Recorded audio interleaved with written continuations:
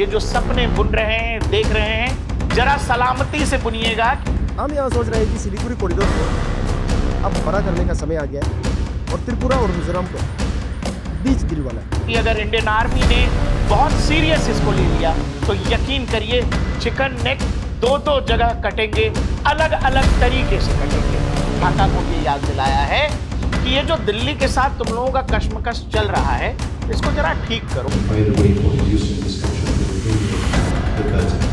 Because since as you already mentioned, historically since 1970 मदद करने के लिए न तो चीन होगा, अमेरिका ऑलरेडी आपको आपकी हालत पर छोड़ चुका है और पाकिस्तान की औकात और पाकिस्तानी एयरफोर्स के पास उतना पेट्रोल नहीं है कि वो ढाका के आसमान तक जाकर आपकी मदद कर सके। दोस्तों, ढाका के कुछ मंचलों के मन में कुछ हसीन ख्वाब उनके हिसाब से पल रहे हैं और हिम्मत ये है कि उनको लगता है कि वो इस ख्वाब को पूरा भी कर सकते हैं। अजीब बात यह है कि जिस जमीन पर वो आज रह रहे हैं वो किसी ज़माने में हमने ही उनको कब्जा कर दिया है कि चलिए अब यहाँ रह लीजिए, लेकिन अब ढाका की गलियों से लेकर रंगपुर तक, चिटग्राम तक, वहाँ कुछ लोग नारे लगा रहे हैं, नारे लगाए जा रहे हैं। आप तक ये सब बातें छनकर आ रही होंगी सोशल मीडिया के जरिए, न्यूज़ अखबारों के जरिए, लेकिन ये सब जब आपके बीच आ रहा है, हम चाहते हैं कि आप नॉर्थ ईस्ट से इस आवाज़ को सुनिए। मैं बांग्लादेश के लोगों को कहना चाहता हूँ, नहीं मिलेगा शेख हसीना। आप उनको सौंप दे ये कह रहे हो, नहीं मिलेगा, क्योंकि भारत की शरण में जो आता है भारत उसकी रक्षा करता है, खासकर पॉलिटिकल एसाइलम को लेकर। नहीं मिलेगा, भूल जाओ। और मैं आप सबको बोल रहा हूँ, थोड़ा औकात में रहना सीखो। तुम वहाँ नॉर्थ ईस्ट का नारा लगा रहे हो। हम यहाँ सोच रहे हैं कि सिलीगुड़ी कॉरिडोर को अब बड़ा करने का समय आ गया है और त्रिपुरा और मिजोरम को बीच दिलवाना है। हम ऐसा सोच रहे हैं। मुझे नहीं पता ये व्यक्ति कौन है, लेकिन संभवतः नॉर्थ ईस्ट का रहने वाला नवयुवक है।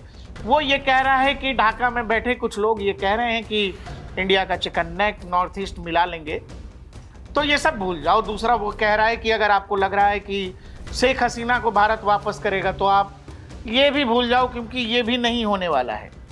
आगे वो कहता है कि हाँ, ये ज़रूर हो सकता है कि हम जो है हमारे त्रिपुरा और मिजोरम को बीच का आनंद दे सकें। इसका मतलब आप समझ रहे हैं? भारत में बैठा हर व्यक्ति जो साधारण तरीके से भी जियोपॉलिटिक्स सिनारियो को समझता है, वो ये समझता है कि बांग्लादेश की औकात, जहां तक भारतीय सेना, भारत की ताकत, भारत की आर्थिक शक्ति का सवाल है, बांग्लादेश की हैसियत क्या है? बांग्लादेश की हैसियत भारत के लिहाज से समझें, जो भारत का एक सामान्य नागरिक भी समझता है। तब तक, जब तक शेख हसीना की सरकार थी, बांग्लादेशी हमारे लिए बांग्लादेशी भाई थे, लेकिन हाल फिलहाल उनको जिहाद का नया नशा चढ़ा है, तो वो नशा उतारने के लिए आजकल जियोपॉलिटिकल ज्ञान हर भारतीय के पास है और वो ये समझता है कि ढाका का शिकार दिल्ली के लिए जानते हैं कितना आसान है। शायद उसे शिकार बोलना भी बेकार होगा, क्योंकि ढाका हमारे लिए चाय में पड़ी एक मक्खी की तरह है। जी हाँ, आप क्या करते हैं मक्खी के साथ? उंगली डाली, उंगली ही डालना है। अब सवाल है कि जो लोग ये सपना ख्वाब बुन रहे हैं ढाका की गलियों में, जिनको लग रहा है कि वो नॉर्थ ईस्ट ले लेंगे, वो दिल्ली ले लेंगे, वो बिहार ले लेंगे, उनके लिए बेहद ज़रूरी सूचना है। दुनिया का कोई भी सिविलाइजेशन जो अपने इतिहास से मुंह मोड़ लेता है, वो कभी भी सही रास्ते पर आ ही नहीं पाता। बांग्लादेश की सड़कों पर आजकल भारत विरोधी नारे, भारत के खिलाफ नारे जो गुंजायमान हैं, वो ये भूल रहे हैं कि वो जो हैं, जिस वजह से हैं, उसकी सबसे बड़ी वजह खुद भारत है। वो दुनिया में अलग मानचित्र और झंडे के साथ हैं, तो उसका कारण भारत है, क्योंकि किसी जमाने में भारत ने यह सोचा था कि दुनिया में एक नए देश की जरूरत है और फिर बना बांग्लादेश। इस बात की याद हाल फिलहाल रूस ने भी ढाका को दिलाई है। The sooner you reduce the tension, find a way for reducing this tension with India, the better.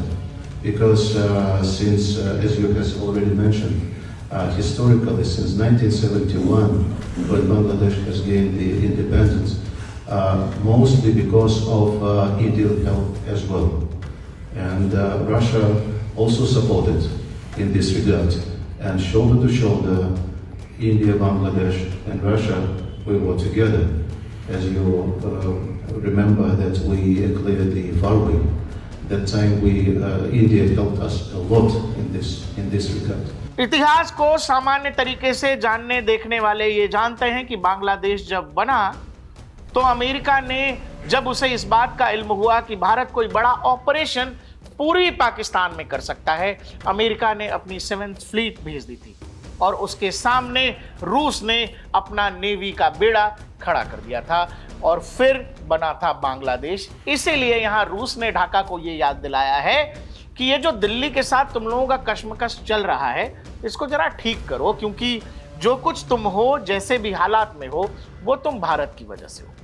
अब दर्शकों, फर्ज करिए कि जब इतने सारे सपने ढाका में बैठे कुछ लोग देख ही रहे हैं, तो एक छोटा सा सपना क्या हम लोग भी देख सकते हैं।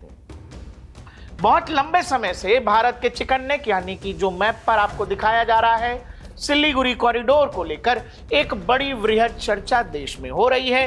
इसके अलावा भारत के दुश्मन मसलन चीन, बांग्लादेश जो हालिया दुश्मन बनने के करीब है, और पाकिस्तान जैसे देश सिलीगुड़ी कॉरिडोर को लेकर हमेशा कुछ ना कुछ रचते रहते हैं। सिलीगुड़ी कॉरिडोर यानी वो हिस्सा जो करीब 22 किलोमीटर की चौड़ाई वाला इलाका है, और इसी इलाके से भारत की 7 सिस्टर्स यानी कि भारत का नॉर्थ ईस्ट जुड़ता है।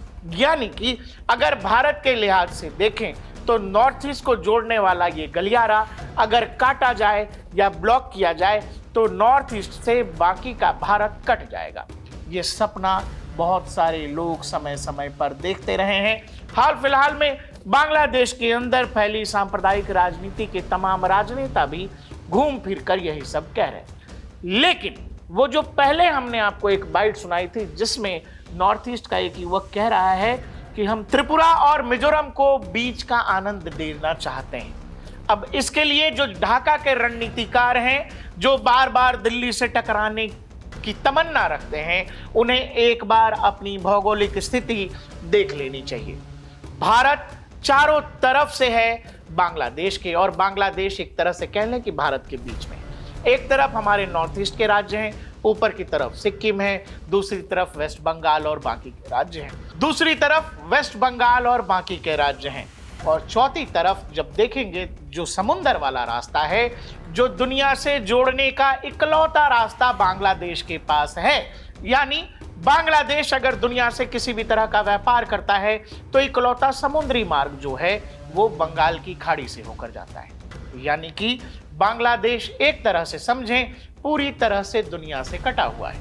हाँ, छोटा सा हिस्सा जो कॉक्स बाजार वाला इलाका है, चिटगोंग पोर्ट वाला इलाका है, वो म्यांमार के बॉर्डर से जुड़ता है, लेकिन अधिकतर हिस्सा चारों तरफ से कह लें वो भारत से घिरा हुआ है। यानी बे ऑफ बंगाल यानी बंगाल की खाड़ी में अगर इंडियन नेवी ने नेवल ब्लॉकेट कर दिया तो ढाका कह लें, यूं कह लें कि ढाका पानी के लिए, तेल के लिए, सब के लिए भारत पर डिपेंडेंट हो जाएगा। यानी ढाका एक तरह से भारत के रहमो करम पर चल रहा है, आज से नहीं 1971 से, लेकिन भारत ने कभी जताया नहीं।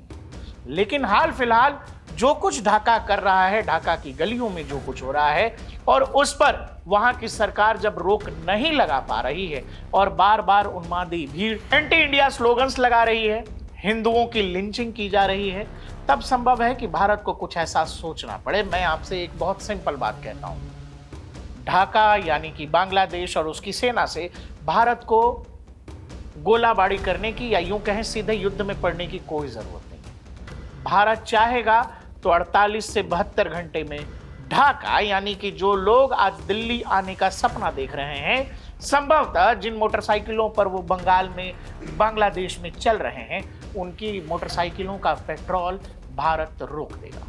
और जिस देश में तेल नहीं होता है वो देश फिर खड़े होने लायक नहीं रहता है। आपके पास ऊर्जा नहीं होगी, आपके पास ताकत नहीं होगी, फिर युद्ध और उन्माद की बात आप कर ही नहीं सकेंगे।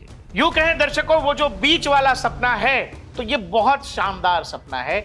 जो ये पूरा इलाका है जिसको बांग्लादेश का चिकन नेक कहते हैं, अगर इसकी चौड़ाई समझे तो ये करीब करीब 29 किलोमीटर का गलियारा है, और अगर ये इलाका कटा तो दुनिया से जो एक लौते तरीके से बांग्लादेश जुड़ता है, यानी कि जो चिटग्राम का पोर्ट है उसी के जरिए बांग्लादेश दुनिया भर में व्यापार करता है, इकलौता पोर्ट है। और वो पोर्ट ही जब बांग्लादेश के पास नहीं बचेगा, यानी कि बांग्लादेश के पास इकलौता सप्लाई रूट कह लें, सप्लाई चेन कह लें, उसकी व्यवस्था कह लें, जब वो टूट जाएगा तो फिर देश चलेगा कैसे। इंडियन नेवी अगर नेवल ब्लॉकेट कर दे, बंगाल की खाड़ी में एक अदृश्य दीवार खड़ी कर दे, यानी कि दुनिया के किसी देश से बांग्लादेश तेल मंगा नहीं पाएगा। दुनिया के जिस किसी भी देश को जो कुछ भी ये व्यापार के रूप में बेचते होंगे ये भेज नहीं पाएंगे। कहानी वहीं से खत्म हो जाएगी और 48 घंटे के अंदर ढाका का वो जो बुलंद परचम है वो अपने आप वो जिहादी भीड़ नीचे कर लेगी, क्योंकि जब पेट में अनाज नहीं होगा, खाने को दाने नहीं होंगे, मोटर बाइकों में चलने के लिए तेल नहीं होगा, तो अपने आप उनको ये समझ में आ जाएगा कि उनकी भौगोलिक स्थिति उनको मजबूर करती है कि वो हमेशा दिल्ली के रहमो करम पर रहेंगे। जी हाँ, यही बांग्लादेश की सच्चाई है। ये और बात है कि भारत ने कभी जताया नहीं है, लेकिन ये वो दौर है जहां भारत को ये बांग्लादेश को बताना पड़ेगा कि आप हमारे रहमो करम पर हैं। हम अगर चाह लेंगे तो आप यकीन करिए केवल राफेल की सोनिक बूम से आपके हौसले चकनाचूर हो जाएंगे और आप जब आसमान में देखेंगे तो आपकी मदद करने के लिए न तो चीन होगा, अमेरिका ऑलरेडी आपको आपकी हालत पर छोड़ चुका है, और पाकिस्तान की औकात और पाकिस्तानी एयरफोर्स के पास उतना पेट्रोल नहीं है कि वो ढाका के आसमान तक जाकर आपकी मदद कर सके, क्योंकि बीच में पूरी की पूरी वायु सीमा जो है वो भारत की पड़ती है। इसीलिए ये जो सपने बुन रहे हैं, देख रहे हैं, जरा सलामती से बुनिएगा, क्योंकि अगर इंडियन आर्मी ने बहुत सीरियस इसको ले लिया तो यकीन करिए चिकन नेक 2-2 जगह कटेंगे, अलग अलग तरीके से कटेंगे।